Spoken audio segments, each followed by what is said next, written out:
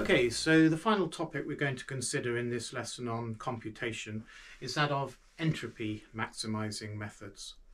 So what is entropy?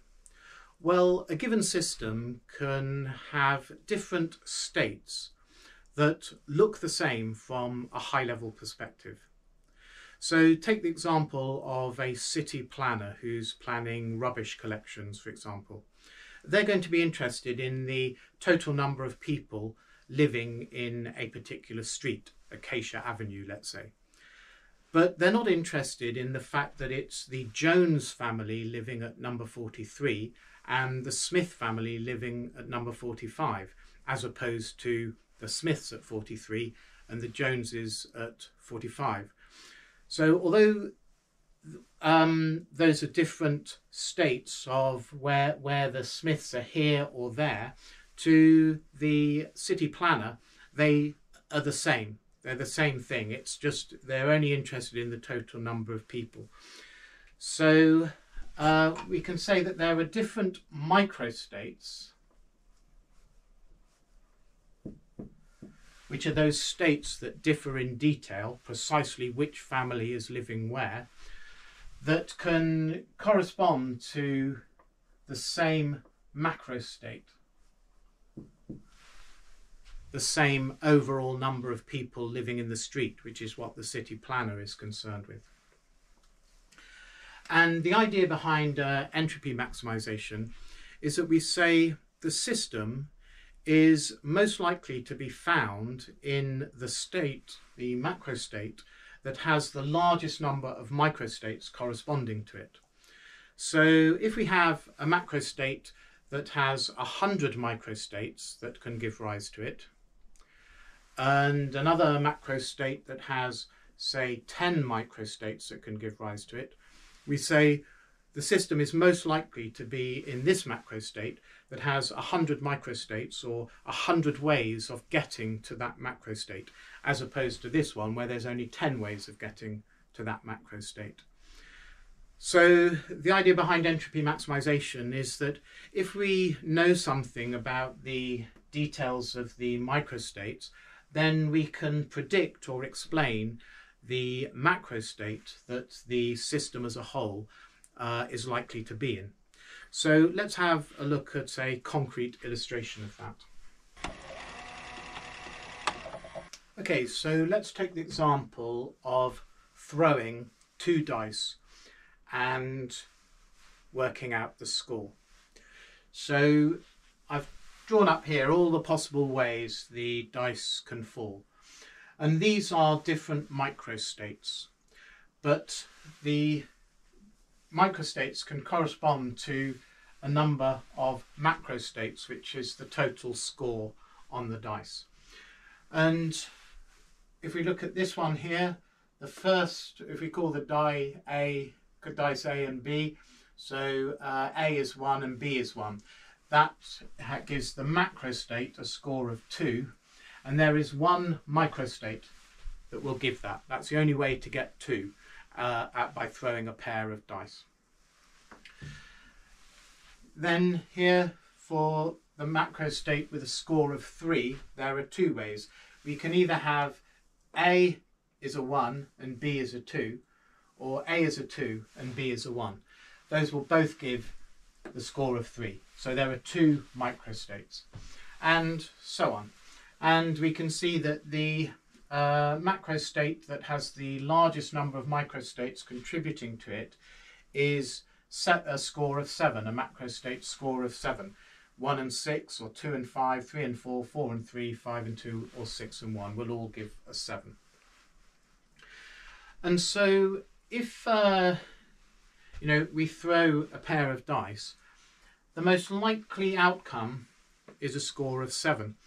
So if I said to you, that I'm going to throw a pair of dice 100 times, and I'll give you £1 for every time you guess correctly what the score will be, it would make sense for you to guess each time a 7. That's the way you will be right the most often. So that is entropy maximizing. That is assuming that the state the system will be in is the one that has the most possibilities that can give rise to it, the most microstates that correspond to that macro state. Now, with just 2 dice, although this is the most common, it's still not that unlikely that it could be some of these other scores. If we plotted how the score varies, or how the if that's the macro state along there, and the number of microstates up here, it goes from 1 up to 7 and back, 1 up to 6 rather, and back 6 microstates, 1 up to 6 microstates, and back down to 1 microstate. That's with 2 dice, but if we had thousands or millions of dice, as in real world examples, millions of people in a population and things, if we did this with millions of dice, we would find a much sharper peak compared to the extremes. So with 2 dice, the chance of all ones is there's a total of 36 states here, so there's 1 in 36 chance. But if we went to 4 dice, all ones would be less than 1 in 1,000 chance. And as I say, if we go to thousands or millions, these extremes become extremely unlikely and the peak becomes much sharper. So saying that it's likely to be in the macro state with the largest number of microstates becomes more and more reliable as a conclusion. And then we can say that this macro state, the one with the score of 7, is in a sense the one where we have the least information about the system. Because if I told you that I'd thrown a pair of dice and the score was 2, you would know exactly what the score was on each die. You would know that it must have been a 1 and 1, so you could say that A was 1 and B was 1. But if I said I'd thrown a pair of dice and the score was 7, you wouldn't know anything about what the score on each die was. It could be anything. Die A could be 1, 2, 3, 4, 5 or 6, and so could die B. So you have no information about the precise detail of what happened. So the most common macro state is the one that has the least information, and that's in a sense the one it has the least, the maximum entropy. Entropy kind of measures the lack of information about the system. This has very low entropy because we have a lot of information. If we're told that it's in this state, then we know a lot about the detail of the system. Or another way of putting it is that we could say that this commonest macro state, it has in a sense the most disorder, because if you walked into a room and you saw sitting on a table a pair of dice and they were both showing 1 and 1 like this, you might think, somebody probably put them there like that. They deliberately put them with the ones showing. Whereas if you walked into the room and you saw dice showing 3 and 4 or 5 and 2, something like that, you'd think, well, they were just thrown down at random. So this 1 and 1, because it's so unlikely, it has a lot of order. Whereas this, which is very likely, has disorder. There's no particular orderly arrangement to the system. And so again, that's kind of the thing we're picking up on with the word entropy. It's a measure of the lack of order, the disorder in the system. And this is one of the arguments from design for creationism, that we say that the system it would be expected to be in the maximum entropy state. So this is the maximum entropy state, the one with the most microstates, and therefore that's the most disorderly state. And the second law of thermodynamics, which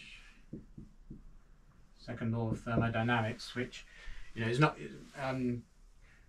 well, the second law of thermodynamics, which states that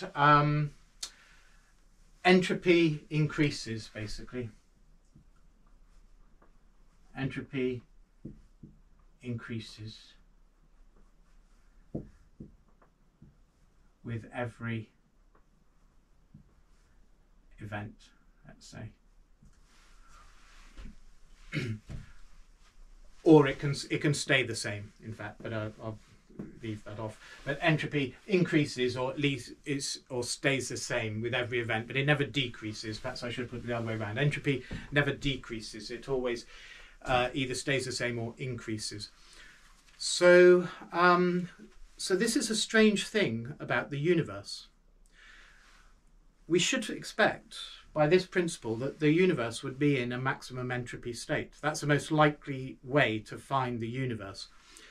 But if the universe were in a maximum entropy state, then nothing could happen, because entropy has to increase with everything that happens. Everything we do adds to the entropy of the universe. It adds to the disorder of the universe. It moves it closer towards the maximum entropy state. But if it were already in the maximum entropy state, then nothing could happen. We couldn't exist. Stars and galaxies couldn't exist. So I mentioned in a previous lecture the mathematician, Oxford Professor of Mathematics, Roger Penrose, who's is a brilliant mathematician, and he's pointed this out, that the universe was created in a very low entropy state, which is what makes everything possible in the universe. But to be created in such a low entropy state is very unlikely. It's like finding the dice giving a score of 2. It's like we have, in looking at the universe, we find it in this extremely low entropy state. And he calculates is that the probability is ridiculously small. And so it's like saying we found the universe in this ridiculously unlikely state, like walking into the room and finding the dice both showing 1s. This suggests that it has been deliberately put that way, the same as if we see the dice showing 2 1s, we're likely to think, it doesn't seem that they were just randomly thrown down. They seem to have been deliberately put that way. So again, when we look at the universe and see it in this very unlikely low entropy state, we can say, it doesn't look like that's the result of some kind of randomness. This seems to be deliberately put that way. Now, Roger Penrose has basically pointed this out, but I don't think he's a creationist. He has his own theory involving cycles of time. So somehow entropy increases and then decreases again, something like that. But yes, so that is certainly a bit of a mystery about the universe. Why was it created in this highly ordered state? So that it can evolve towards a more disordered state, thereby making everything possible. Okay, so let's now then take this idea of entropy maximizing, that we're likely to find a system in its highest entropy, most disorderly, least information state, and apply that to a real world example, so where we can draw some real world conclusions. Okay, in the lesson on power laws, I mentioned how people sometimes adopt the principle that the amount of interaction between 2 places is a negative exponential function of the cost of movement between the places. So interaction is proportional to e to the minus beta c, where beta is a constant and c is the cost of movement. So as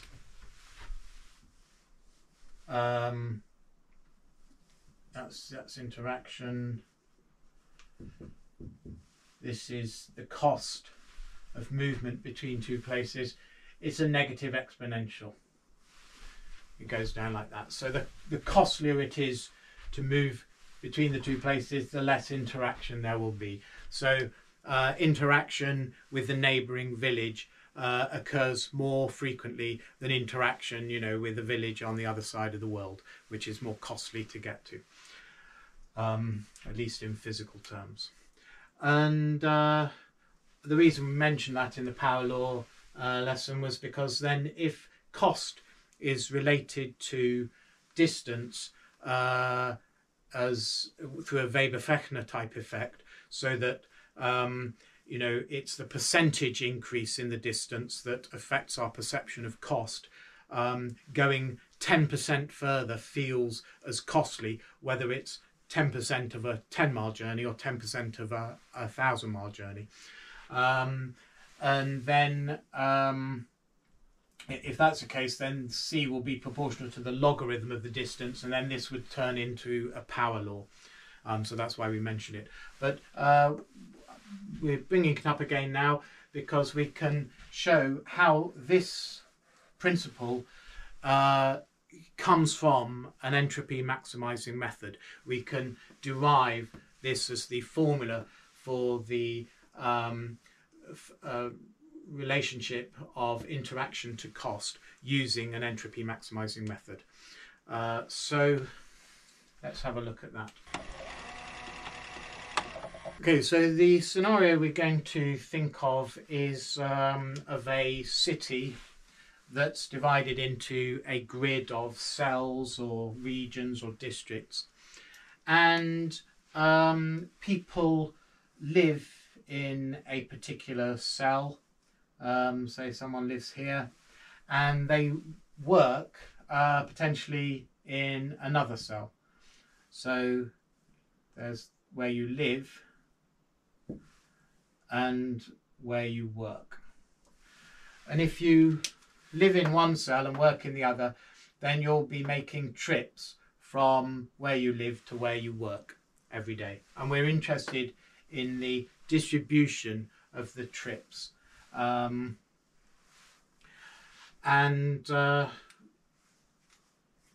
We number these cells just 1, 2, 3, 4 up to, let's say, n, however many there are, but we just number the grid cells. So we first can define T for trips. Tij is trips from cell I to cell j. So it's equal to the number of workers who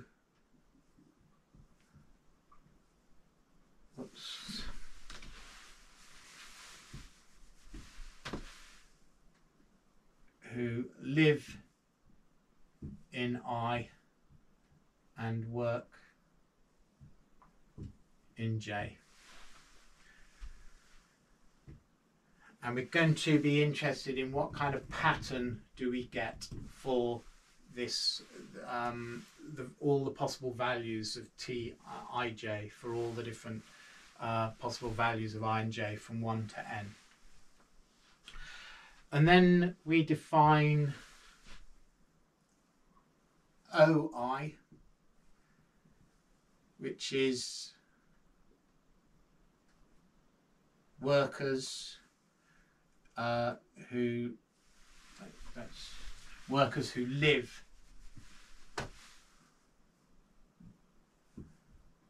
in cell I. So that's the origin, trips originating in cell I is going to be, this is Tij is the workers who live in I and work in J. So if we take the sum over all the possible values of J, that would be all the workers who live in I. So, you know, it's Tij is workers who live in cell I and work in cell J. So if we go workers who live in cell I and work in cell 1, who live in cell I and work in cell 2, who live in cell I and work in cell 3. By adding all those up, this is what this is saying, we sum over the value of J as to where they go to. That is going to be the same as the number of workers who live in cell I. That's the total workers who live in cell I. And then we can also define Di, which is the workers who work. We'll call that Dj. Dj is workers who work in cell J. And by the same token as this, it's going to be the sum over I of all the possible origins, all the possible places where people live who are coming in to cell J to work. That will be the total number of workers who work in J. And D, it's D because it's the destination. So O represents where people originate from, and D is the destination where they work, where they end their trip. And we can also then define T, which is the total number of workers, which is also the total number of trips, because each worker makes one trip. So the total number of workers is just going to be adding up all the workers who live in each cell. So summing up for all the possible values of I, O, I. So O1 plus O2 plus O3 is the number of workers in cell 1, the number of workers in cell 2, the numbers of workers in cell 3, add them all together, and that gives you the total number of workers. But it's also equal to the sum over J of Dj, which is adding up all the workers who work in each of the cells. Again, if you add up the number of workers who work in that one and work plus that one plus that one plus that one all the way up to n, you'll get the total number of workers. And then we'll also define Cij as the cost of a trip from I to J. And then we can define the total cost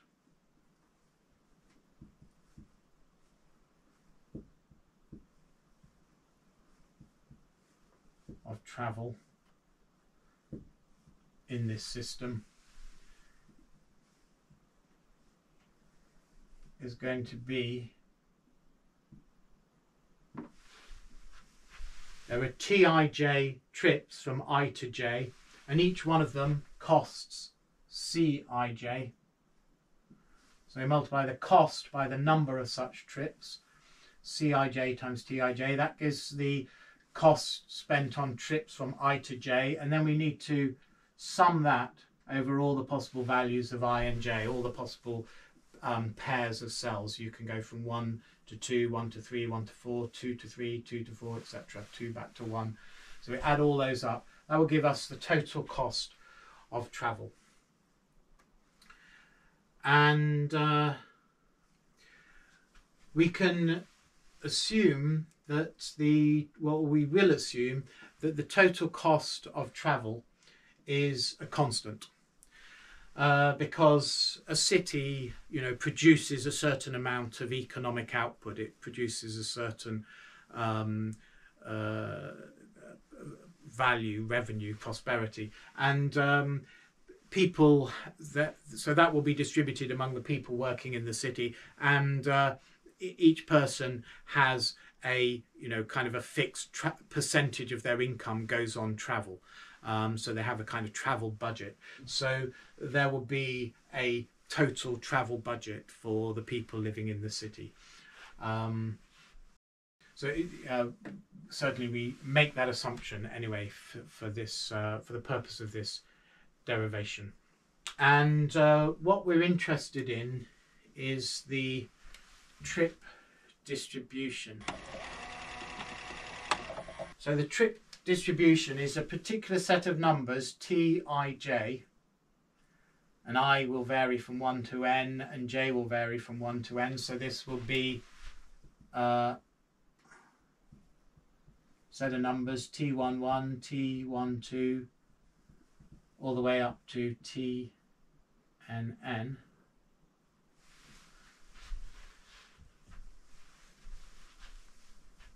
And these numbers could vary. You could have everybody. Let's say there were just 2 workers and 2 cells. We could have both workers. Let's say there are 4 workers and 2 cells. So we've got 2 cells. We could have all 4 workers living and working in cell 1. So that would be 4, and then all the other possibilities, because you can either live and work there, live and work there, live there and work there, or live there and work there. So there are 4 possibilities. So if everybody lived and worked in that cell, we would have a trip distribution looking like that.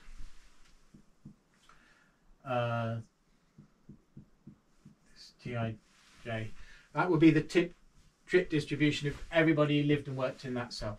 But another possibility is that we could have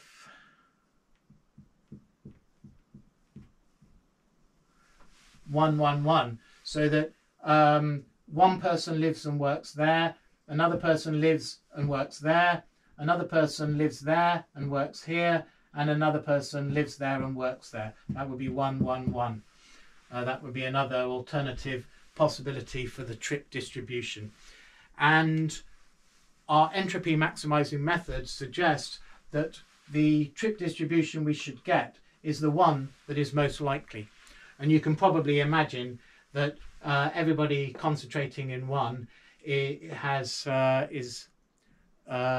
lower probability, lower number of microstates corresponding to it than this one. Because if we say it's that one, then all the people, Annie, Betty, Charlie and Dave, they all live and work there. So we know where every single one of them lives, and we know where every single one of them works. Whereas here, if you've got Annie, Betty, Charlie and Dave, we don't know which one is which. So it could be Annie who lives here and works there, or it could be Annie who lives there and works there. So we've got the least information about it. We've got the most possible number of microstates that correspond to this macrostate. So what we're going to say is we're interested in this trip distribution, and we're going to find out what it is by using our entropy maximizing principle. We will say that the macrostate, the particular trip distribution, will be the one that is has the most microstates corresponding to it. One thing I should have perhaps said earlier, but we can mention now, is that when we say that the most likely macrostate is the one that has the most microstates corresponding to it, that assumes that all the microstates are equally likely. And in the case of throwing the dice, that was the case. Each possible outcome has the same probability, and we're assuming that's the same here as well, that it's kind of just random. So it just depends. These numbers can be chosen at random, so they're all equally likely. That's our starting assumption. And then we're going to see what that makes for the most likely outcome for the overall allocation of trips between the different cells. The likelihood of trips is constrained by cost, so a completely even distribution of trips will not be the most likely outcome. Okay, so I'm going to clear up some of this to create some space so we can go through the derivation. Okay, so we define W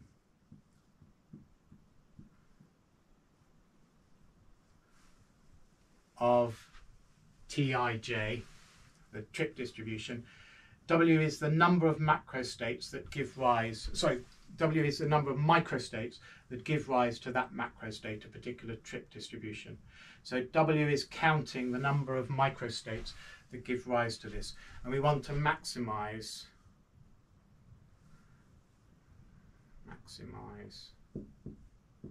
this W. So W is the number of ways we can get that particular trip distribution given our assumptions. If we want to say how many ways can we get a particular value T11.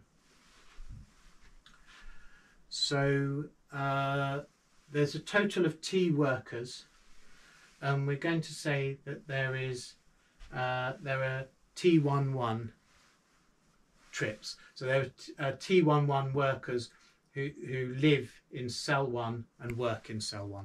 How many ways is that possible with our T workers? Well, that is, how many ways can we choose T11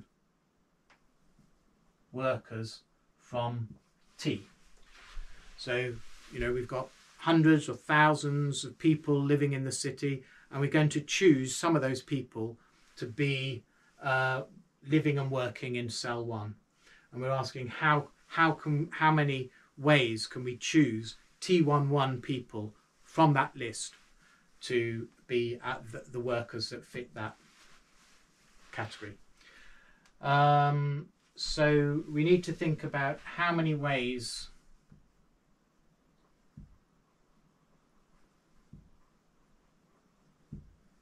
we can choose our items from a set of n items, and that's written, one way to write it anyway, is nr. That's pronounced something like n choose r. So it's how many ways we can choose r items if we've got a total of n. So probably the simplest is just to give an example. So let's say we're interested in 8 choose 3. We've got 8 items, we want to choose 3. Well, we can say that there are 8 ways we can choose the first one. So we've got 8 items, we can choose any one of those. So there's 8 possibilities for the first one. Then for all those 8 ways, we're left with 7 possibilities now, because we've taken one already. So we're left with 7 ways we can choose the next item, next person, if we like. And then we've now left with 6. So we've got 6 options for the choosing the third. So we multiply that by another 6 possibilities.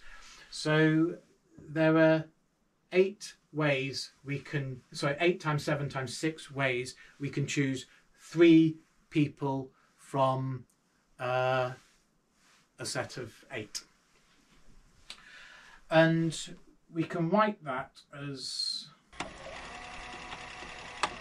that is 8 times 7 times 6 times 5, 4, 3, 2, 1 divided by 5 times 4, 3, 2, 1. Because if those will cancel and we'll be left with just the 8 times 7 times 6, which is what we said. The reason for doing this is that this is what's known as 8 factorial.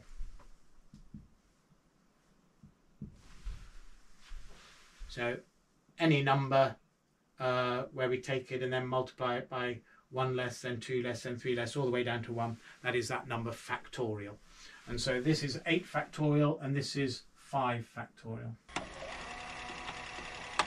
So 8 factorial over 5 factorial is just a convenient way of writing 8 times 7 times 6. But that we said that's a number of ways we can choose these people or items out of this set of 8. But when we actually look at those choices of 3, many of them will actually look the same, because we could choose Annie, then Betty, then Charlie. So we'll have Annie, Betty and Charlie.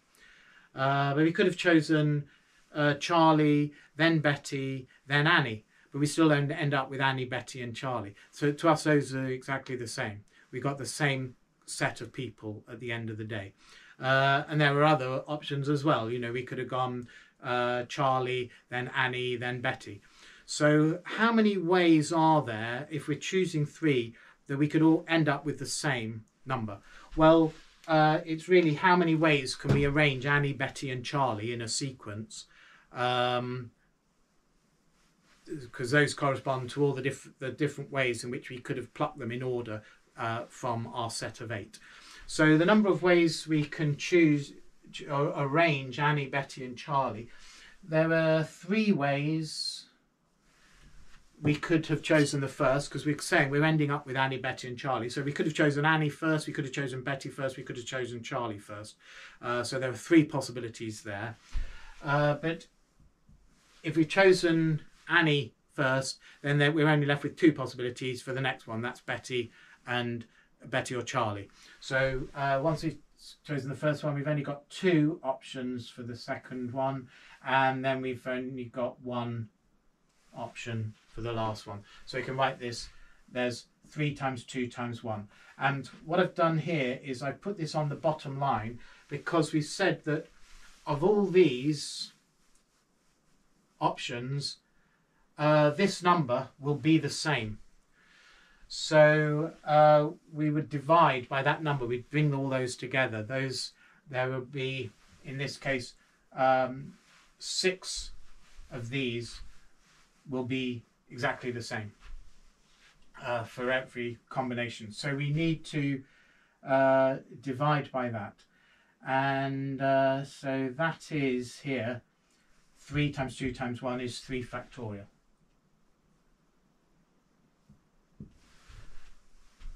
So the actual ways we can choose 3 items from 8 comes as 8 factorial divided by 3 factorial times 5 factorial. Assuming we're not interested in the particular order, we're just interested in, you know, what we end up with, which items we end up with. And then this can be written in general. So that's just taking a concrete example. But in general, the ways you can choose R from n is n factorial divided by, this is 8 minus 5. This is R. This is R, isn't it? 3. So R factorial. And 5 is 8 minus 3. Because we're choosing 3, and so we then take the factorial of what's left. That's the 5 factorial. So it's R factorial times n minus R factorial. That is the general formula for the ways you can choose R items from n. And I just used a concrete example to illustrate how we construct that. But you could do the same argument just using, you know, these symbols. We're interested in how many ways we can get T11 as the first number in our trip distribution, which is saying how many ways can we choose a total of T11 people out of the full number of workers, which is T. Well, applying this formula then, this would be written as T11. You've got T workers in all, choose T11. Well, applying this, n is T and R is T11, so there's T11 factorial, and this is t minus t11 factorial. So there's our first answer. We were interested in how many ways we can get t11. It is this expression. So let's just write this up over here. Just move that around. So we're looking at the number of ways we could get this trip distribution. Well, we've seen that the number of ways we can get t11 was t factorial over t11 factorial times t minus t11 factorial. So that's the number of ways we can get this one. Then we need to multiply by the number of ways we can get t12.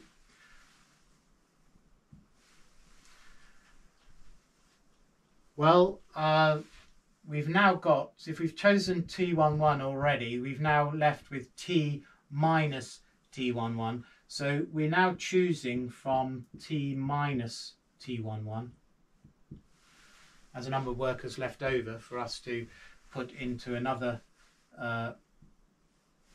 possible trip from 1 to 2 instead of being just 1 to 1. And then we're choosing t12, so we're choosing t12 out of that. So it was, in fact, so I just put up here as a reminder, n factorial.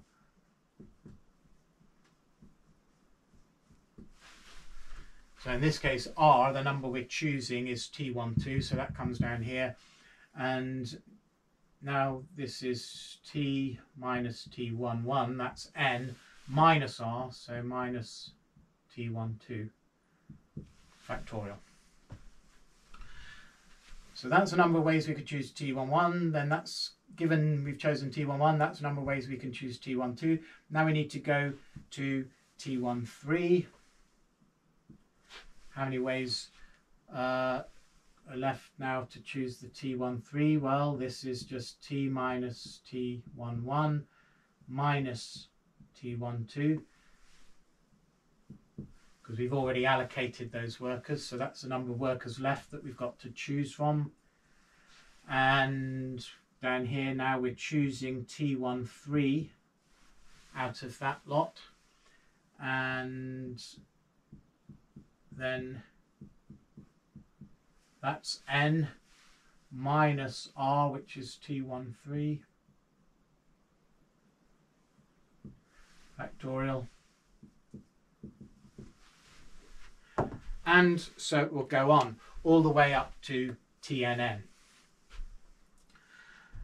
And what we can notice here is that these cancel. That cancels with that, that cancels with that, and this will cancel with the next, and so it will go on all the way down. And what we'll be left with is just t factorial on the top over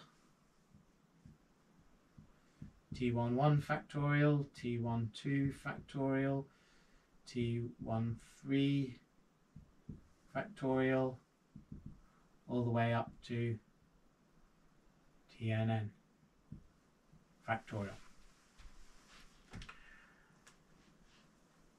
And we can write this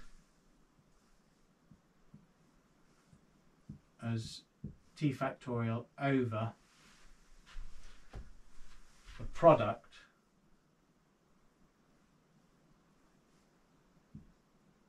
over I and j, all the possible combinations of I and j of t ij factorial. So that is W, the ways we can get a trip distribution Tij. It's equal to t factorial over the product, that's pi. If you're not familiar with it, you know, sigma is the sum. If we've got sigma ai, that's the sum of a1 plus a2 plus a3 up to an, and pi the product AI is the product A1 times A2 times etc. up to AN. So that's what that's saying. It's that. And we want to maximize this. We want to maximize this expression. Well, we will maximize the log of W. If we maximize the log of W, we will also be maximizing W itself. And the reason that we maximize the log of W is because there's a neat formula for the logarithm of a factorial, which will then make the mathematics here a lot easier to do, which is that the log of n factorial is approximately equal to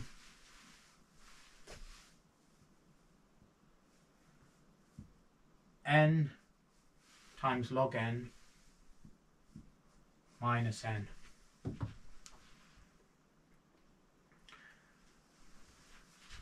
So you can see we've got these t factorials. If we find the log of w, we will get rid of factorials, and we'll just get, and we use this approximation anyway, we'll get rid of factorials and just have n log n, or in the case of t factorial is going to be t log t minus t. A lot easier to work with. So let's just write that up here as well as a reminder. So we want to maximize log n. So we want to maximize log w. Well, we use the method of Lagrange multipliers.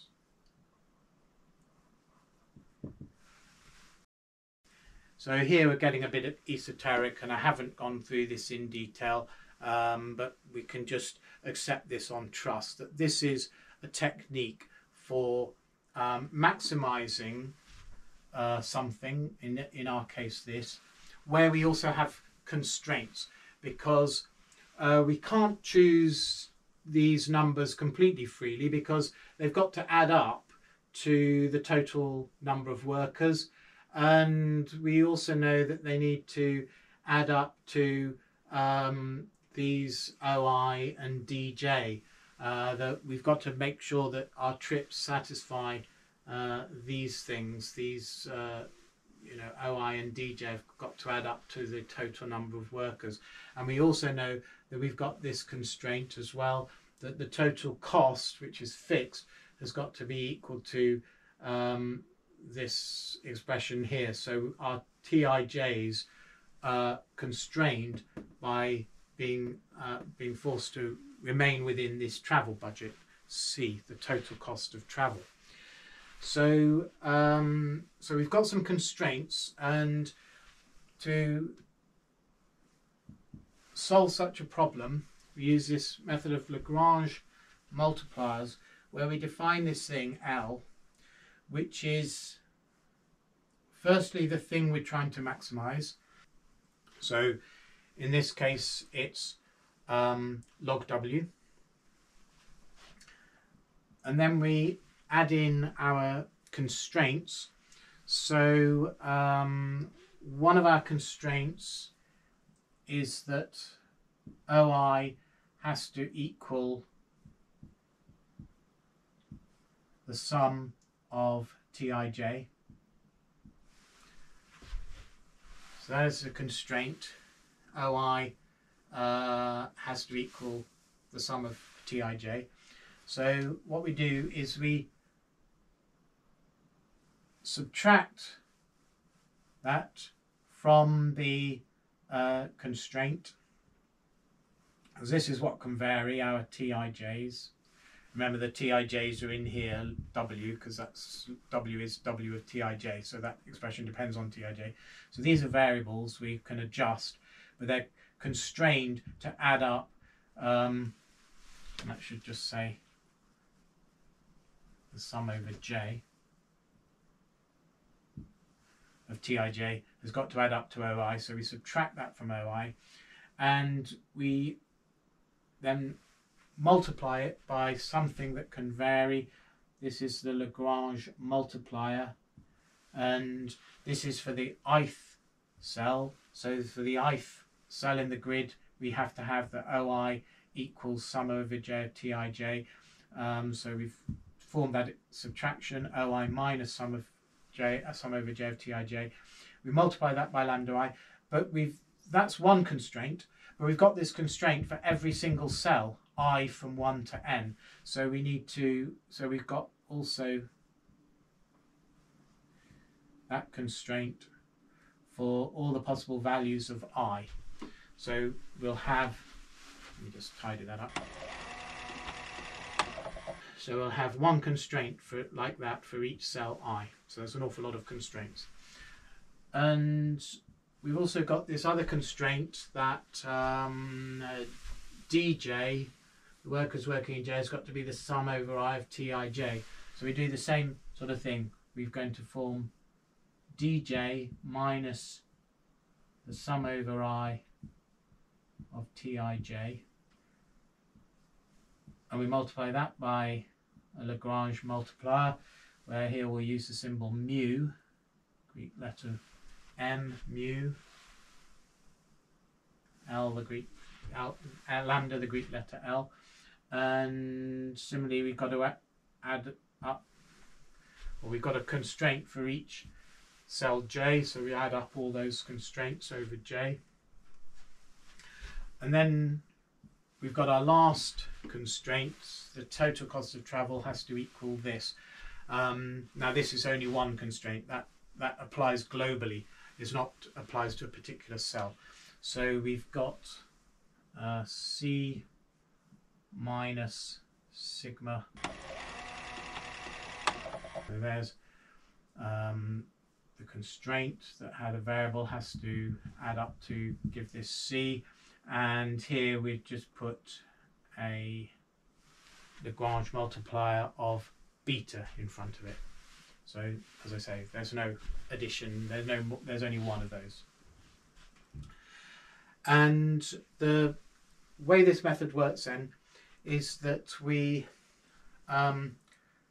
to maximize this, we maximize this whole thing, we find the derivative and we set it to 0. So a maximum of a function will look like that. You know, if that's x and y, or f of x. If that's a maximum, it goes up to the maximum and then it comes back down. So at the maximum, the slope, the rate of change, is 0. So a way of finding maximum, it's also a minimum as well, also 0. So the way of finding the maximum and minimum of a function is to find the places where the derivative, the slope, is 0. So that's what we're going to do here.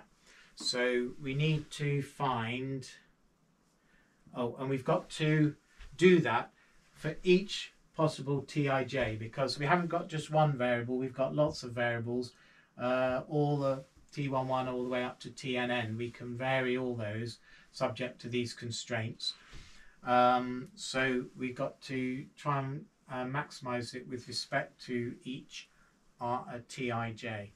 So we want to differentiate this with respect to tij and then set it to 0.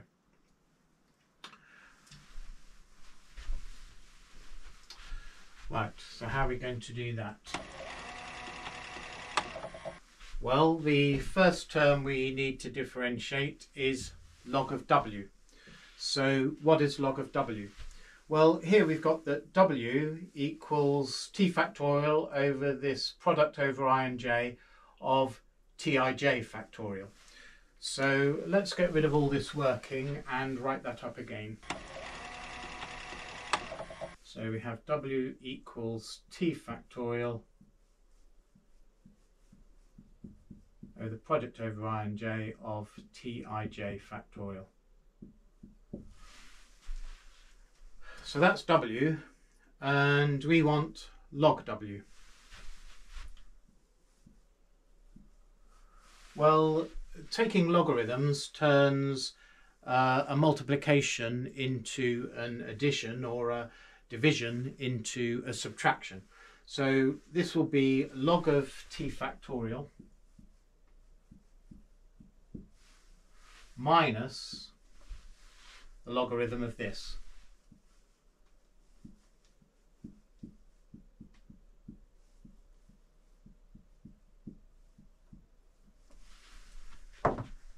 And again, taking logarithms turns multiplication into addition. So this product of terms will turn into the sum of the logarithms. So we can write that up. That would be the sum over I and j of the logarithm of Tij factorial. So that's log W, and what we want to find is d by dtij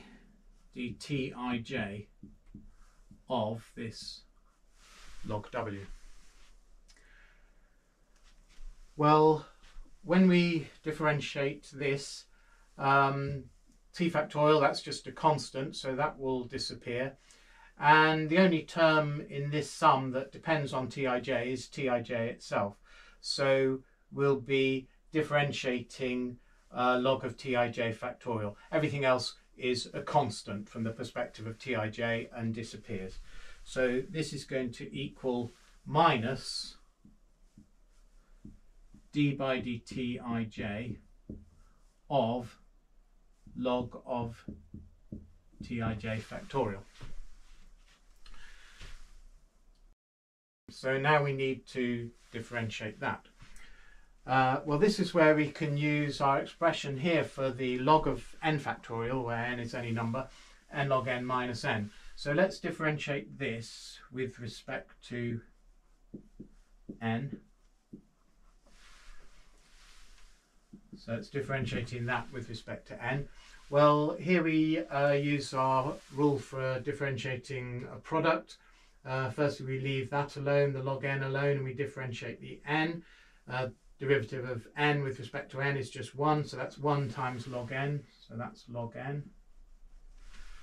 And then we leave the n alone and differentiate the log n.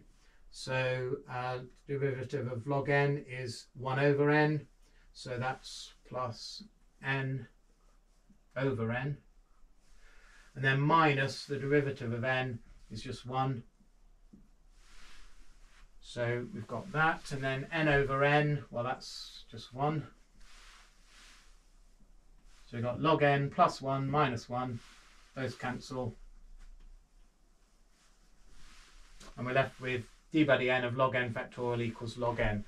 Well, here n is played by, the role is played by Tij.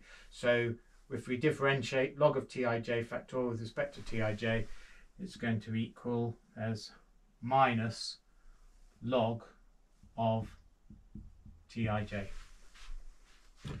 So that's what we can put in here for the derivative of that first term, log W, minus log of Tij.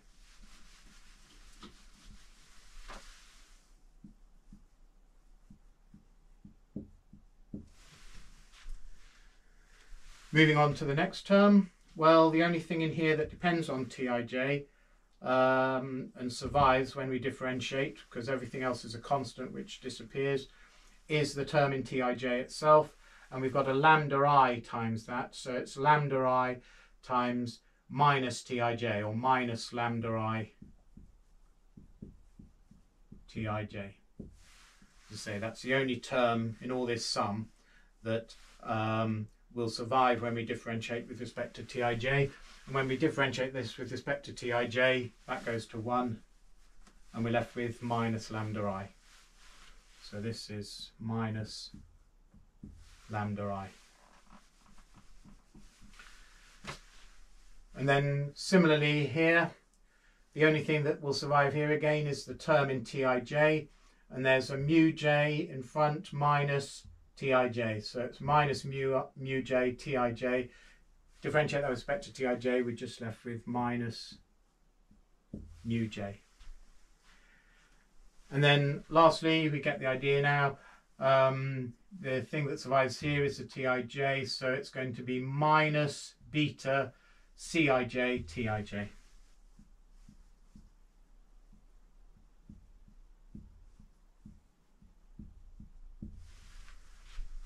And in accordance with the principles of Lagrange multipliers, or the technique of Lagrange multipliers, we're setting that equal to 0 to find a maximum.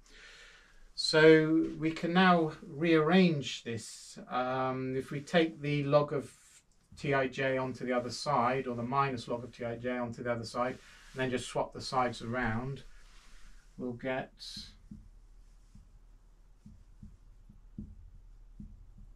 log Tij equals this. And now we can take the anti-logarithm of both sides, or raise e to the power of both sides. So e to the log of Tij is just Tij. And on this side, it's e to the power of that. E to the minus lambda I minus mu j minus beta Cij. And so now we've got expressions for our trip distribution, all the values of all the Tij's. But they're in terms of these Lagrange multipliers. And what we want to do is relate this to something we've already defined and has meaning in our model. The number of workers living and working in each cell. So let's start with the workers living in each cell, OI. That is the sum over j of Tij. So let's write that down. And we now have this expression for Tij, so we can substitute that. And that's the sum over j. Here the e to the minus lambda I, that doesn't depend on j, so it's just a multiplying factor here that we can take out the front. And this expression doesn't depend on j because we're adding over all the j's, so it doesn't depend on any particular j. They will disappear when we add that all up. And the only thing that will affect the value of this sum is whatever I we're looking at. So when we sum over j, in this sum, the j's all disappear and it just depends on I. So we can regard this as just a number that depends on I. So we can write here that e to the minus lambda I is equal to OI times, taking that down here, 1 over that, which I'll just write as that sum over j e to the minus mu j minus beta Cij to the minus 1, taking that down to this side. So we can write e to the minus lambda I that way, and as I said, this is just something that just depends upon I. It doesn't depend on j because we just sum over all the j's, so they will kind of disappear. All the j's will be the same for each I. So it's only, but the Cij will depend on what I is. So we can call this some number AI, which is just a number depending on I. So that gives us e to the minus lambda I equals AI OI. AI is just some constant depending on I and is given by that. And we can do a similar process starting with dj equals the sum over I this time of tij, and that will be the sum over I of this, and in this case it will be e to the minus mu j that comes out, because we're summing over I now, summing over I, this thing here. So e to the, whereas before e to the minus lambda I came out, now it will be e to the minus mu j comes out, and the sum over, and it will be e to the minus lambda I minus beta cij, and so we will get e to the minus mu j is equal to dj times the sum over I of e to the minus lambda I minus beta cij all to the minus 1. And again, this time this doesn't depend on I, this sum, because we're summing over all the i's, so those will be the same, but it will be different for each j that we choose. So this is again some other number that just depends upon j. So we can write that as dj times bj.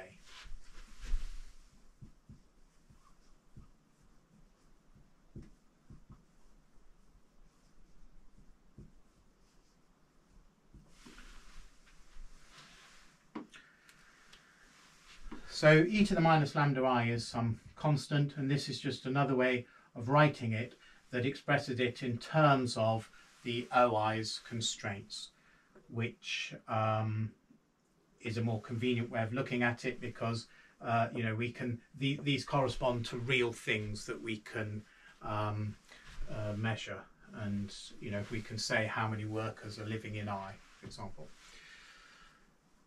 So what I'm going to do is rewrite those here then. So for e to the minus lambda I,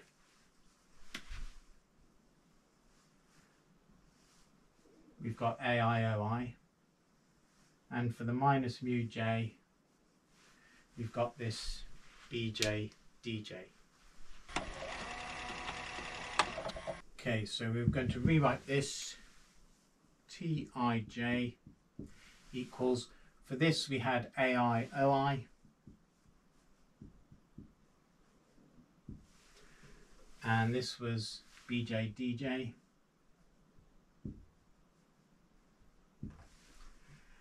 and then we're just left with the e to the minus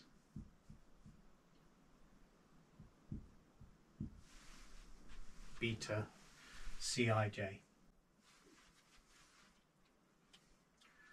So we can see from that then that tij is proportional to e to the minus beta cij,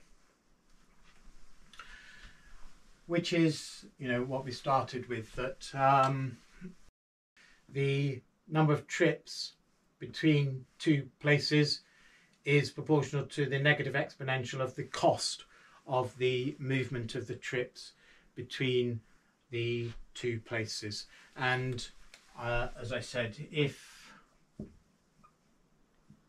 Cij is proportional to the logarithm of the distance, which is a Weber-Fechner thing, so that it's when we increase the distance by a relative amount that it corresponds to a subjective increase of a certain amount in the cost. So it's by, so did I say so, by a certain fraction, corresponds to a perceived increase in the amount of the cost. So it's like a 1 mile extra distance on a 10-mile journey is similar to 10-mile extra on a 100-mile journey. That kind of thing. If that's the case, then we would have Tij is proportional to e to the minus, well, it would be, let's write that as equal to k times log dij. So we just put in a constant there, so we can write minus beta times k log dij, and then that becomes e to the log of dij to the power of minus beta k. Just rearranging these, put the log dij there and the minus beta k, and then using our laws of exponents, and e to the log of dij is just dij.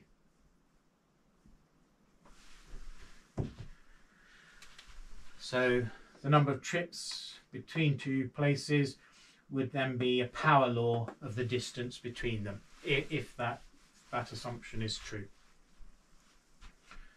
But we find it's exponential in the costs. And this is known as a kind of a gravity model. So the interaction between two places depends upon kind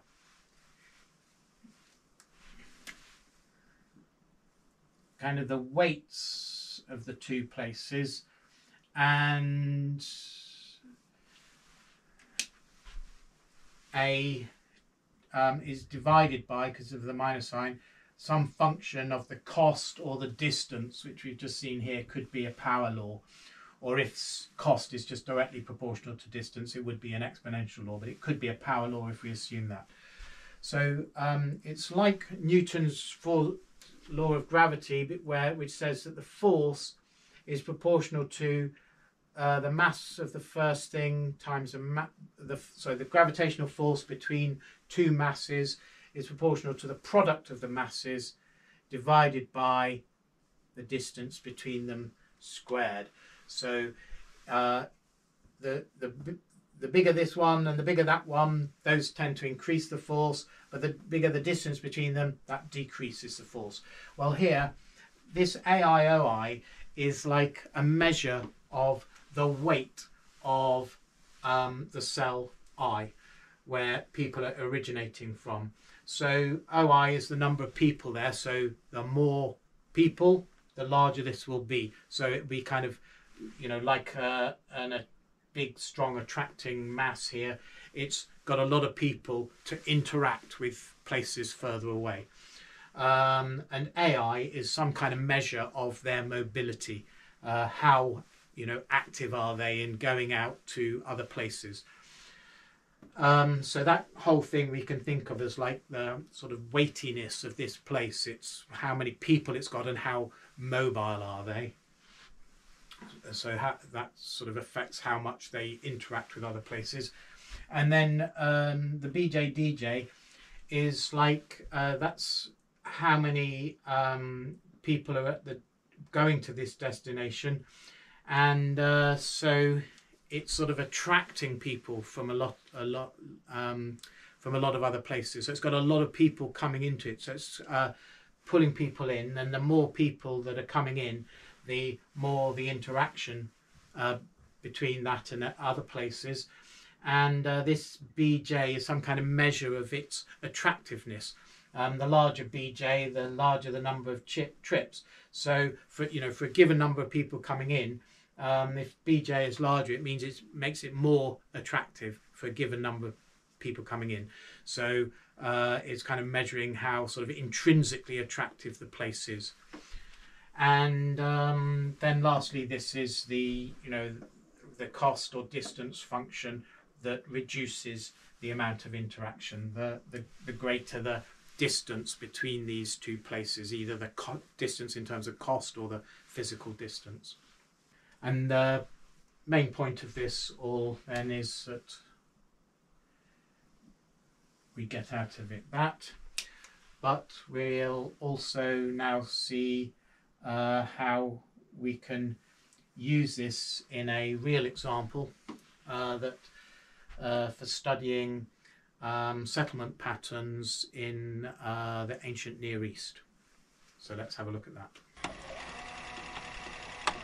Okay, so I've written up there again our formula. Now, that derivation that we've just gone through may seem an awful lot of effort and an awful lot of confusing and complex mathematics just to get to this simple conclusion that the amount of interaction is proportional to e to the minus beta c, where c is the cost of interaction. I could have just told you that, and we could have then just, used that.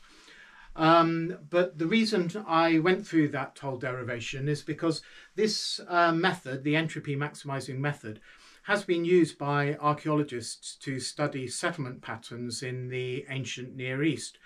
So the questions they're interested in is which is the maximum entropy configuration, which is the most likely configuration?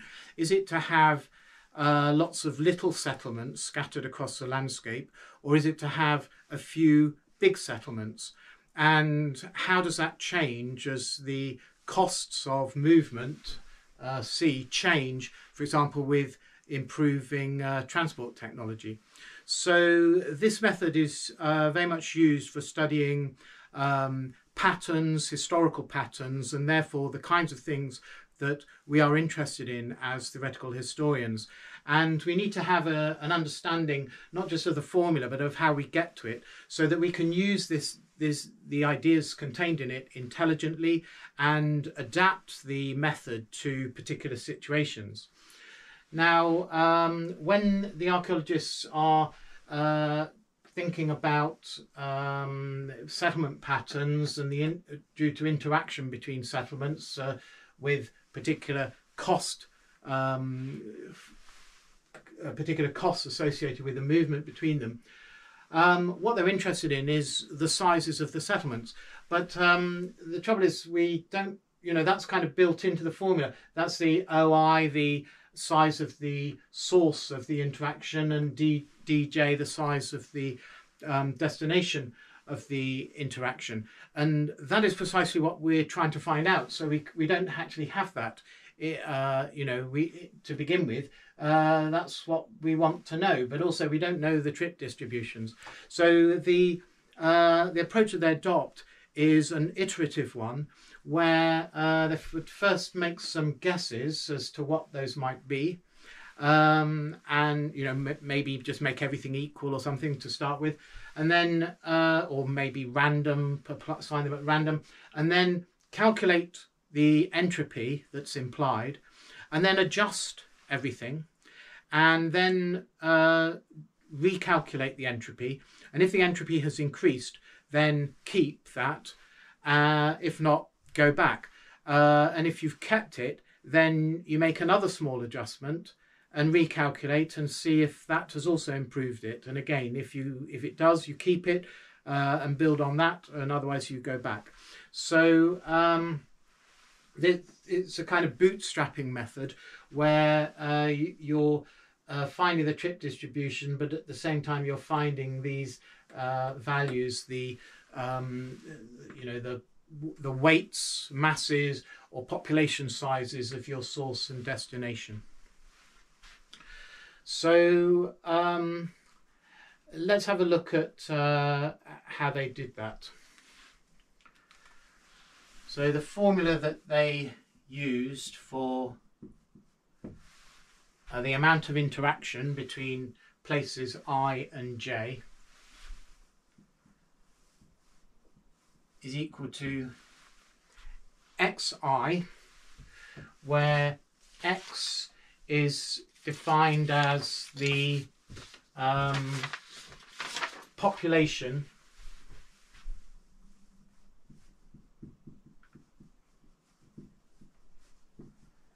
at site I, multiplied by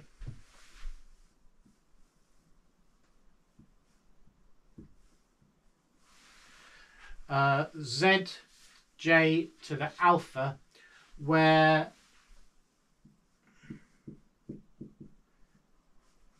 z is the attractiveness of site j, and it has two components,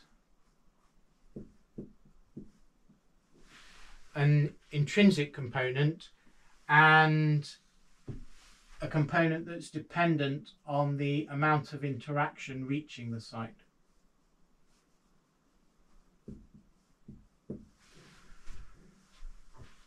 So this is suggesting that people are attracted towards a particular site because of maybe some intrinsic qualities it has, but also on the amount of interaction that's going to that site. So, you know, if you want to buy a new computer or something, you are likely to go to the big city with the big stores where there's a lot of people already going, so you've got a lot of shops.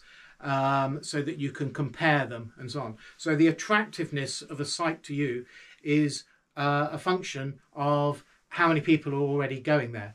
But of course, how many people are already going there is itself a function of its attractiveness. So there's a kind of self-referential aspect to it, a bit like the PageRank algorithm in in assigning importance to web pages. Where the importance of a web page depends on whether other important web pages point towards it, but their importance also depends on whether other web pages point to them. So it's very self-referential. So this is where the iterative approach comes in. You make some starting assumptions, and then you iterate it until you get to some kind of self-consistent solution. So that will emerge from the iterative process.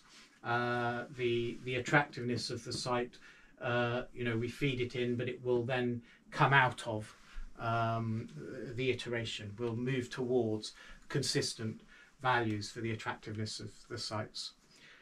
And then that is multiplied by e to the minus beta Cij. So you can see here we've got this xi is a bit like the ai oi. This is because this is the source. If we talk about this as a gravity model where it's mass 1, the interaction between them is proportional to the mass of one times the mass of the other over some function of the distance divided, so it decreases with some function of the distance or cost, whichever you want. But so it's kind of the weightiness of this. So the population is a measure of the weightiness of this as a source of interaction. The bigger the population, the more it's going to interact with other cells.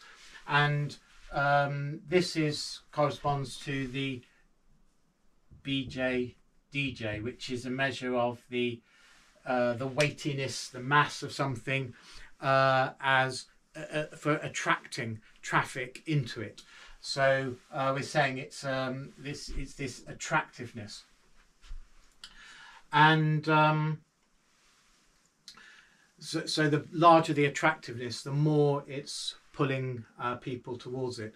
Now you may notice that I also raised this though to a power alpha, and so that will suggest the larger alpha, the faster the attractiveness, the overall attractiveness here increases with the sort of given attractiveness of the site, or the contribution to in this equation to it drawing in traffic increases faster with the attractiveness of the site. So for example, if alpha were 2, it would say that a site that was twice as active would be 4 times as effective as drawing in interaction, because it goes up as the square of the attractiveness. So alpha is some function that affects how important attractiveness is in bringing in interaction. If, for example, alpha was 0, then it wouldn't depend on the attractiveness at all. That would just be 1 in every case. So sites would draw in the same amount regardless of their attractiveness. So it's alpha is a measure of how important this attractiveness variable is in creating interaction, in drawing in interaction. Now there's one other refinement to this. This is then divided by the total a kind of attractiveness over all the different sites.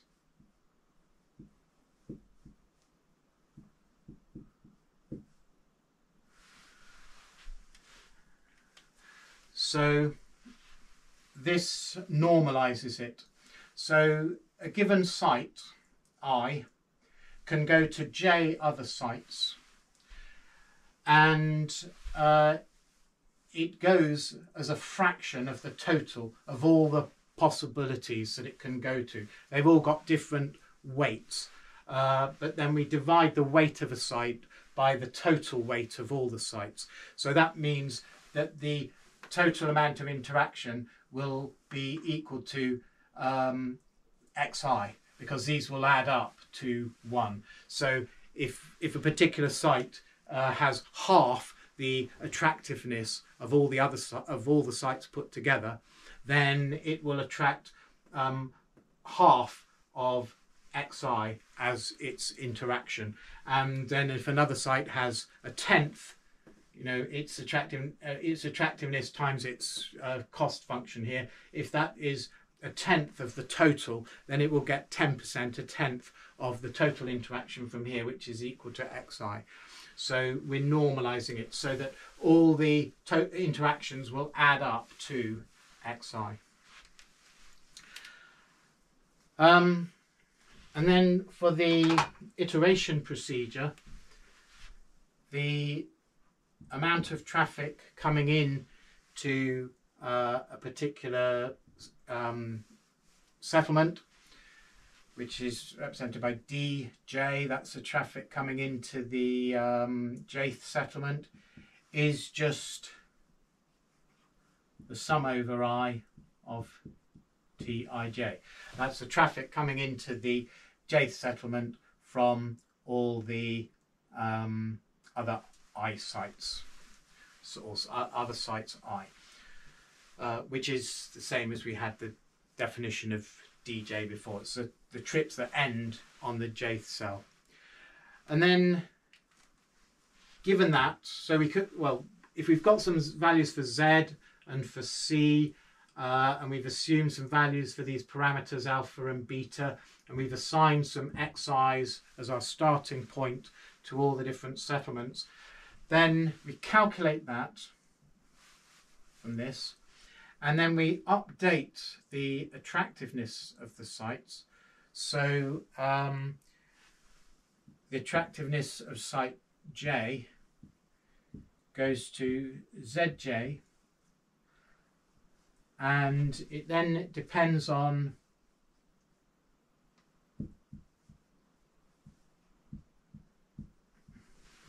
this dj. So what this is saying is that if dj equaled k times zj, if we had dj equals k times zj, then dj minus kzj would be 0. So in that case we wouldn't update it. So when zj equals, or when kzj equals dj, then it's kind of, that's the target, it's moving towards that, and if it reaches that, so that dj equals kzj, then we've got consistency, and this will not change, it won't update. But if it isn't equal to dj, then we'll adjust zj to move it closer towards it, so that, you know, if zj is below, this will be positive, so we'll increase zj towards dj, whereas if zj is greater than dj, this will be negative, so we'll subtract a bit to move back down towards dj. And we don't just move sort of by that whole value there, but we can control the speed at which we move up or down towards that target by a parameter epsilon. So the larger epsilon, the faster this will update towards that value.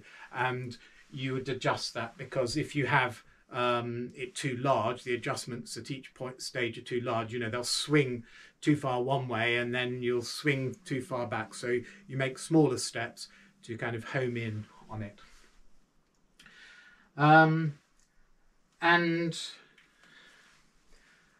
So what this is saying then is that the attractiveness of the site, we want to arrange it so that it's proportional to the amount of traffic going into it. So the attractiveness of the site is proportional to the amount of the interaction going in towards it. So that's what this is saying. This is implying the two, one is proportional to the other.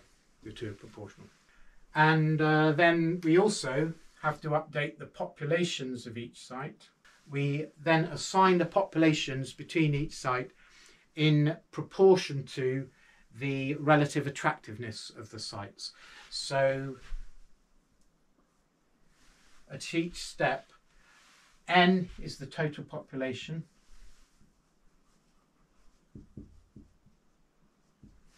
So the population of each site becomes the fraction of the total population given by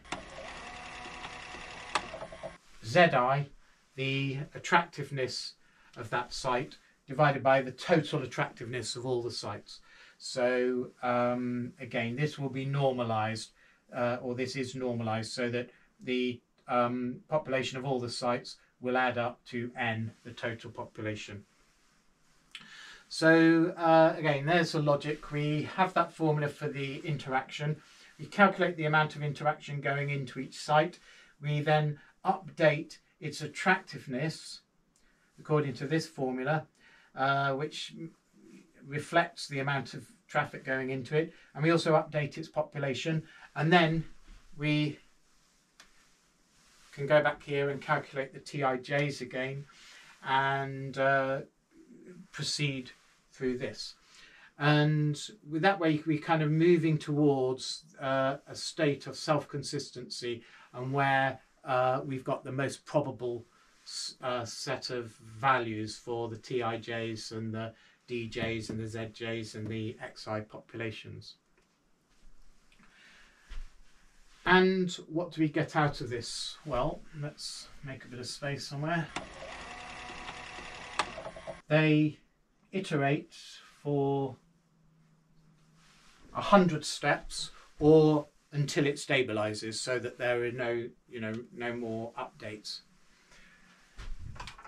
And once they've reached the end, we can plot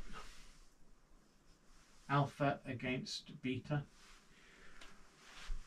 What they do is they adjust or change the values of alpha and beta and see what kind of patterns one gets from this process. And so here is a plot of what they get based on alpha and beta.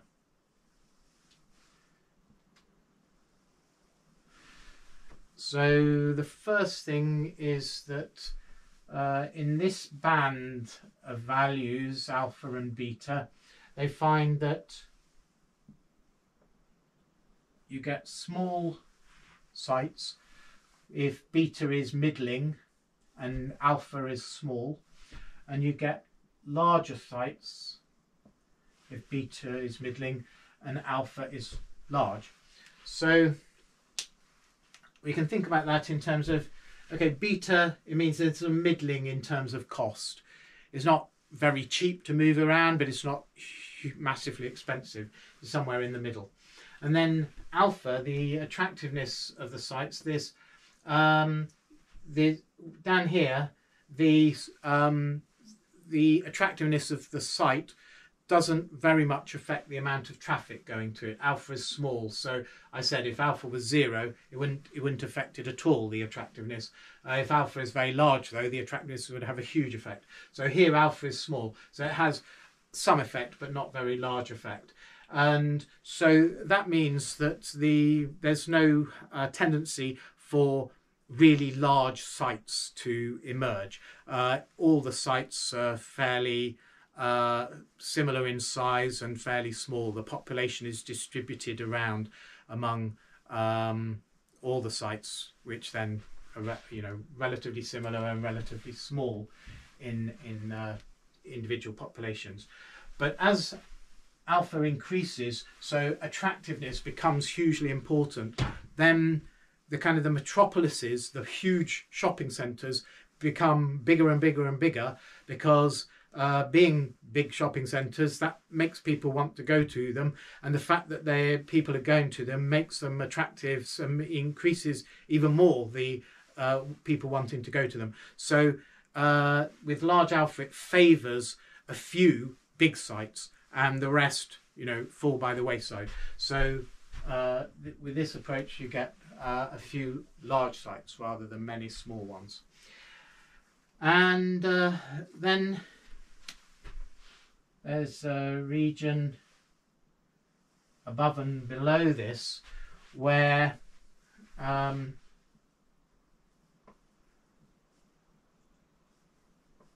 you get more diversity of sites.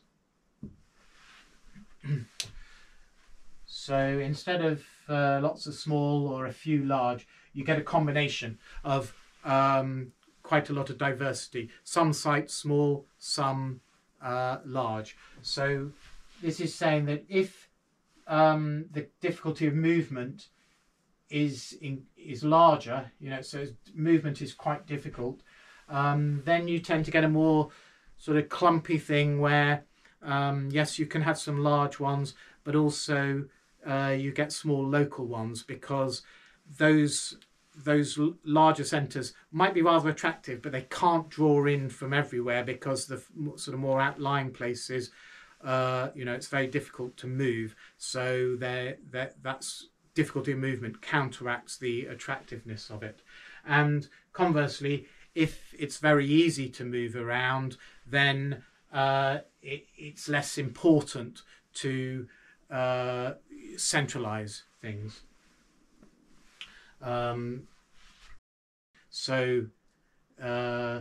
There's less tendency for the population to concentrate in the larger centres, because they can still access them from more distant settlements, because movement around is very easy. And then lastly, I've sort of gone a bit wonky here really, because I've made my lines a bit too steep there. It should sort of remain within this graph.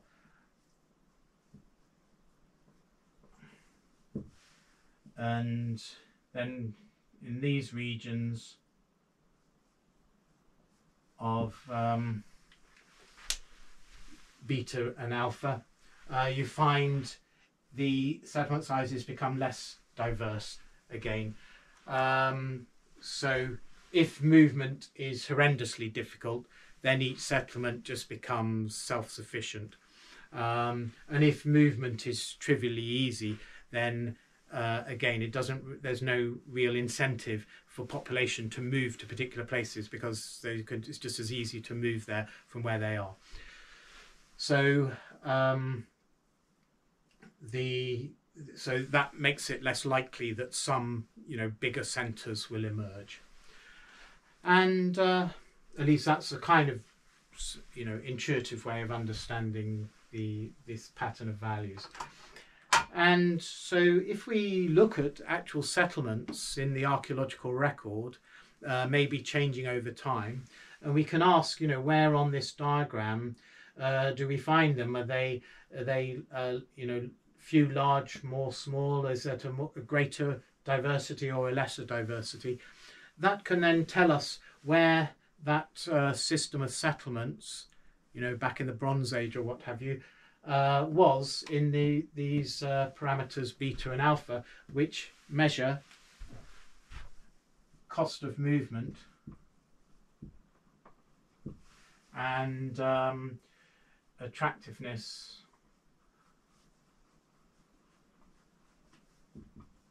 of concentration, the value of of concentrating your population. So it tells you where those prehistoric or ancient societies were in terms of these two parameters, and we might see them, the distributions of settlements changing around in this diagram as the cost of movement decreased. So we went down here, or as maybe administrative institutional changes affected the attractiveness and value of concentrating population. The only problem being that, as we can see, there's two possibilities. So if you see, say, more diverse, you're not really sure whether you're here or here. And if you see less diverse, you're not really sure whether you're there or there. So you might sort of know where you are in alpha, but there's two possibilities for beta. And, there's no particular answer to that. Then that's something that you would resolve by other means. But this is the contribution of that entropy maximizing framework to investigating these issues about how settlement patterns were related to particularly the cost of movement, and also this issue of how attractive, how important, how valuable was it to build larger places that lots of people came to. Okay, so we're going to finish with another model that's quite similar to the one we've just been looking at. It's again concerned with ancient settlement patterns, in this case settlements in the Bronze Age Aegean. So it's concerned with trade in the ancient Aegean and the relative importance of different sites around the Aegean as a result of that trade.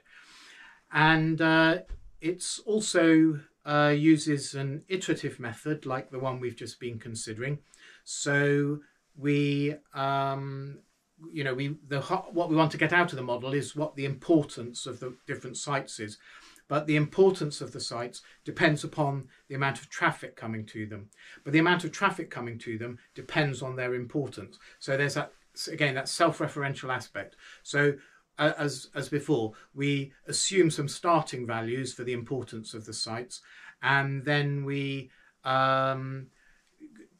make adjustments to them, and if that improves the situation, we keep those adjustments, and if not, we unwind and we make other adjustments.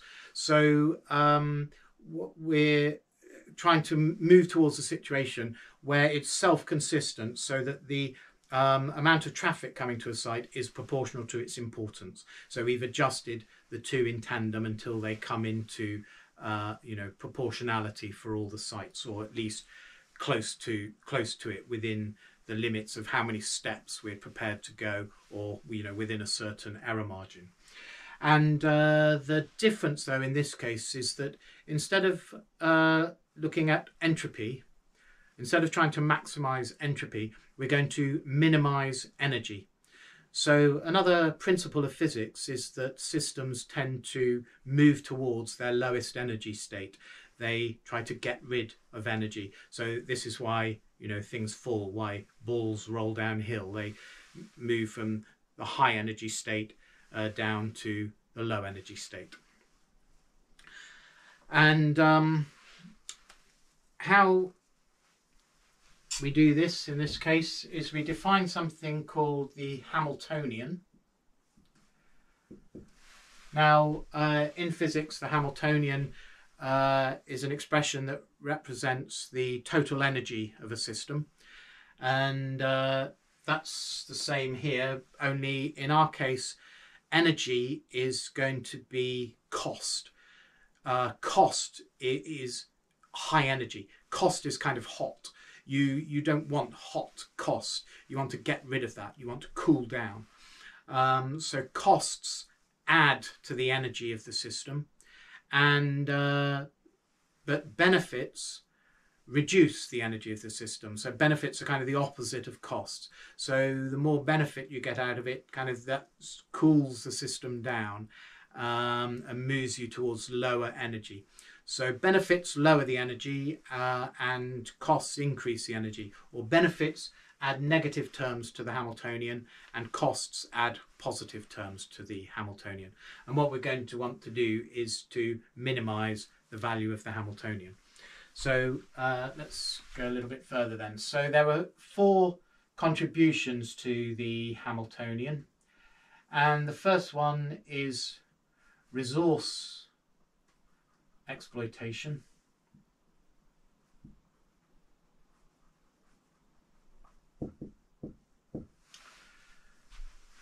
So that is exploiting the sources of a site, exploiting the resources of a site, or the resources of the island, and that brings you benefit. So this adds a negative term to the Hamiltonian, and we have a constant of proportionality kappa, and so that is negative. And then the next term is to do with exchange.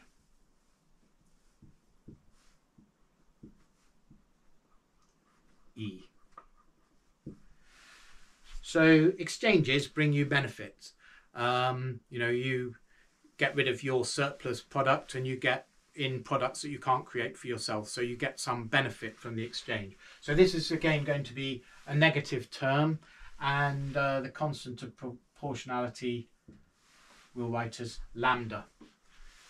So Greek letter K, kappa, Greek letter L, lambda. And then the next term is to do with population. Now this is a cost term. The more people you have, the more you need to feed, the more you need to support those people. So that's a cost. So we can add this term, and the constant of proportionality we'll use beta. So I should have said that's population. And lastly, another positive contribution is going to be trade.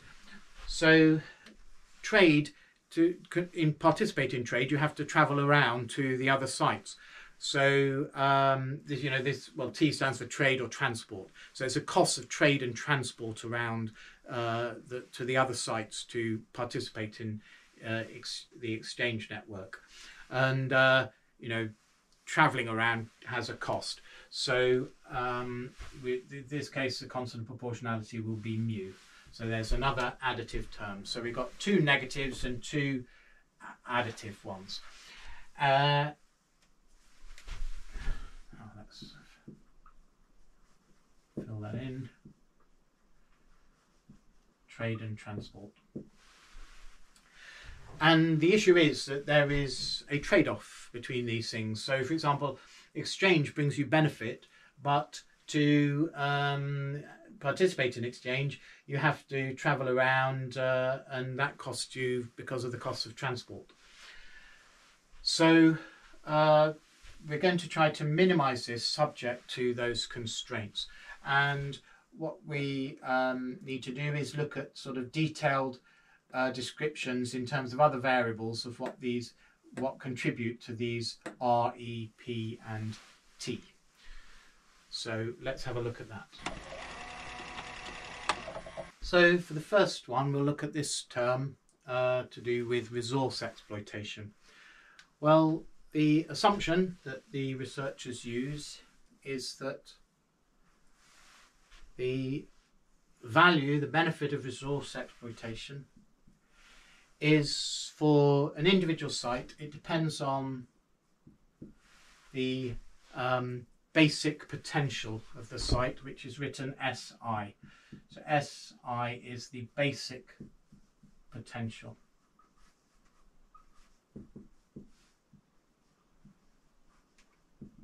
Of site I. And in this case, there's a basic potential of all the sites is assumed to be the same. So for this particular, the way these researchers explored this model, they made that assumption. But you can imagine, applying this same model to other situations where you might want to take into account that some sites may have better resources than others, so they have a better intrinsic potential. And then if that's the basic potential, they suggest that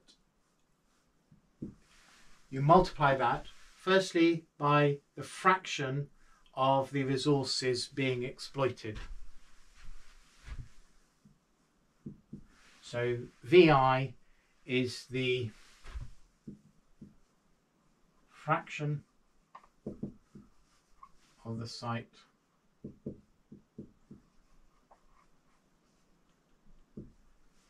being exploited. So, you know, that makes sense. The more, if that's a site's basic potential, the greater the fraction of it you exploit, then the more resources you're going to get. But they add another term because they suggest that if you exploit too much, you will over-exploit the site, and you will end up not, you know, getting not getting the value of the resources. So it kind of goes up and down. This is the effect of this term. As VI, the fraction of the site being exploited, increases towards 1 to 100%, this tends towards 0. So the overall value will tend towards 0. And the maximum of this is when VI is a half. That will give the greatest contribution, or the greatest extraction of resources. So you don't want to underexploit because you're not getting the potential, but you also don't want to overexploit because then you again are wasting potential. So you want to be somewhere in between. But they also allow for the fact that this VI, the fraction, can be greater than 1, which would make the whole thing negative. So it could be greater than 1 if a site has a lot of trade, then it can afford to super overexploit its resources, and this will then, if this makes this negative, then here, because it's a minus sign in front of it, that will make a positive contribution. So this will turn from being a benefit to a cost if you go over 100% exploitation and really overexploit. But this is just for a single site. So to get the Hamiltonian for the whole system, which is what this represents, we need to add that up for all the sites I. So we've got now an expression for R. Next, we'll have a look at E. Well, if we start with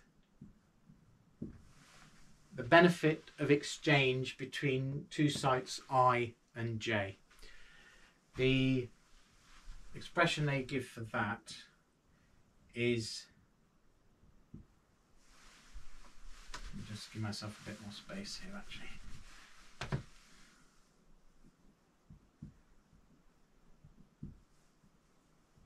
So it firstly depends on SIVI at the first site. So that gives you how much resources you've got to you've got available for participating in exchange. And it also depends upon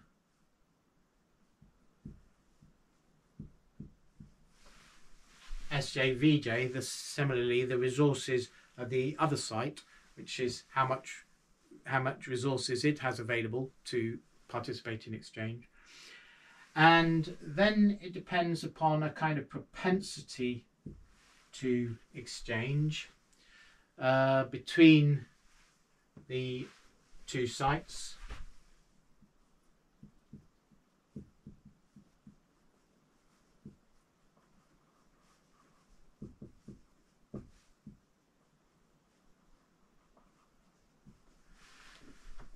Which you can model, or you could just, assume is constant for all your settlements.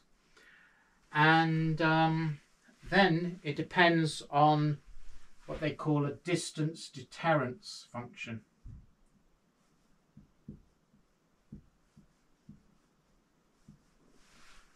V of dij over d. So what this is saying is that the benefits from exchange will decrease with this deterrence of distance. So if they're further away, even if they've got good resources to exchange and they're high propensity to exchange, if it's too far away, then there won't be much benefit of exchange. There won't be much exchange going on. And Dij is the distance between the two sites, which you could probably work out. Dij the distance from I to j, and d is a constant. So you can adjust d to reflect, for example, technological improvements, which would then, if d increases or decrease, well, if d decreases, more likely, then the distance deterrence function, the value will be higher with a larger d on that. With a smaller d, that will make this larger. The distance deterrence function will be larger, so the amount of exchange will be larger. So d can measure the mobility. So it can reflect things like, improvements in transport technology, like the sail, which came in at a certain point in the Bronze Age Aegean. So this is one of the things they look at with this model. How did that improvement in the distance that people could travel affect the importance of sites? And what they show is that certain sites after the invention of the sail emerge as important that weren't important before. So that and that matches the history. So they're showing this model kind of captures the dynamics of that situation. And their distance deterrence function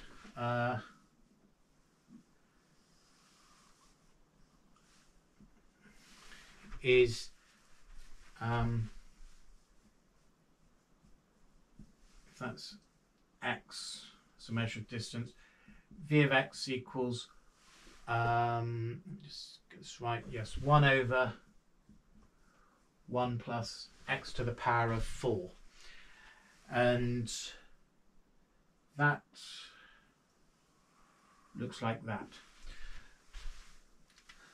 They find that this sort of gives realistic results, so and it's an arbitrary assumption, but it gives the kinds of results that they would expect. That it's okay to travel over short distances, but the distance deterrence function quickly becomes quite small as x increases. So there's a kind of sharp drop off. So over short distances, it's fairly uniform, and then once you get beyond a certain point, it drops off quickly. So there's a kind of radius within which settlements can trade relatively easily, and outside that radius, trade becomes very difficult. That's the idea of this distance deterrence function, and that's Eij between a given pair of sites. But we're interested in the total benefit from exchange for the whole system of settlements. So we just need to sum that over all the possible I and j. So we've now got this term and 3p.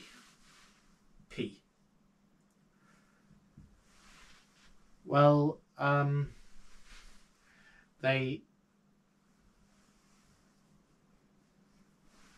just suggest in this case that the population is SIVI. So the greater the fraction of the potential used, the greater the population. I suppose it means to exploit that potential. You need that. The more of the potential you exploit, the more people you need to be exploiting that potential. So the two are related like that. Probably better to say, the greater the fraction of resource being exploited, the more people you can support. And lastly, the costs of trade and transportation, T. For an individual pair of sites, for an individual site I, its costs of trade are its population, or it's the fraction of the basic site potential that's being exploited,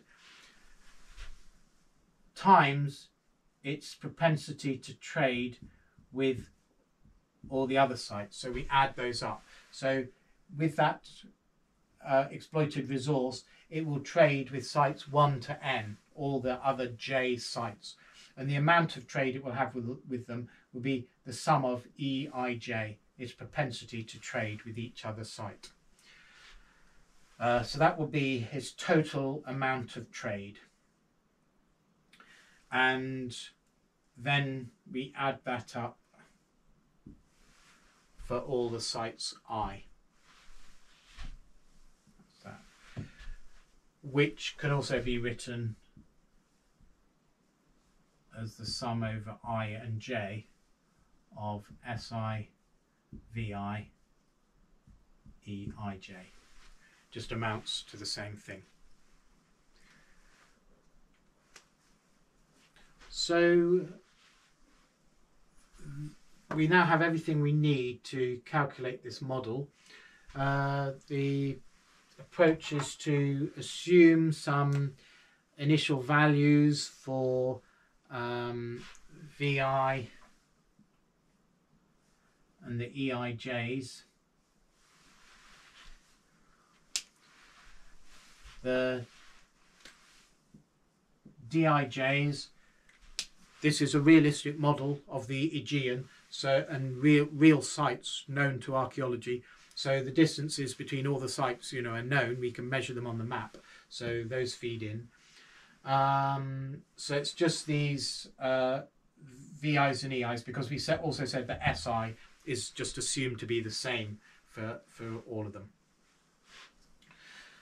So having put those values in based on, you know, measuring them on the map, and put some assumptions in for these, we calculate the values of R, E, P and T, put them in here, and then make adjustments to these. I won't go into their update rule, but you know, it's similar to the one we had before, that they try to move towards self-consistency with a parameter that controls the rate at which you move towards it.